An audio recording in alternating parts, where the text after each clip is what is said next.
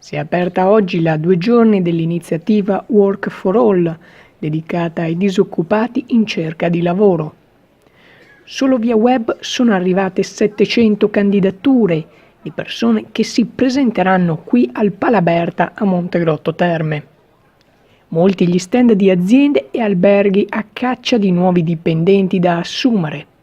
Circa 300 i posti disponibili nei vari settori.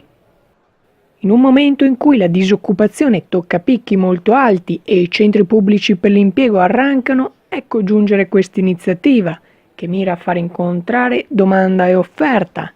Tecnica vincente e già collaudata che nella tappa precedente di Albignasego aveva già visto svariate persone ottenere il tanto desiderato posto di lavoro.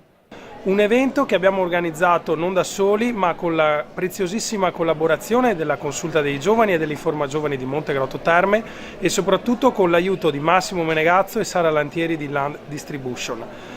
Perché abbiamo organizzato questo evento? Perché riteniamo che sia il lavoro ben retribuito a dare dignità alle persone. Quindi il nostro territorio è un territorio ricco di aziende, di imprese anche di eccellenza che spesso ci chiedono forza lavoro e è altrettanto ricco di persone che sono alla ricerca di lavoro. Quindi un momento con cui vogliamo mettere in rapporto e a confronto in maniera libera, in un momento aperto a tutti, la domanda e l'offerta di lavoro.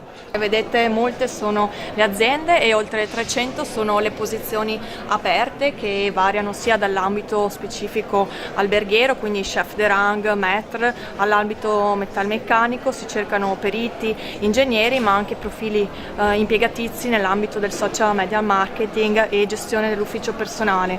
Le opportunità sono aperte a tutti, non ci sono filtri di alcun genere e l'accesso è libero dalle 9 alle 18 sia oggi che nella giornata di domenica 25. Ci saranno anche alcuni interventi importanti, 2 casi di eccellenza del nostro territorio, l'Y40 e Ortofrutticola Euganea, e anche degli incontri tematici specifici di orientamento e informazione professionale.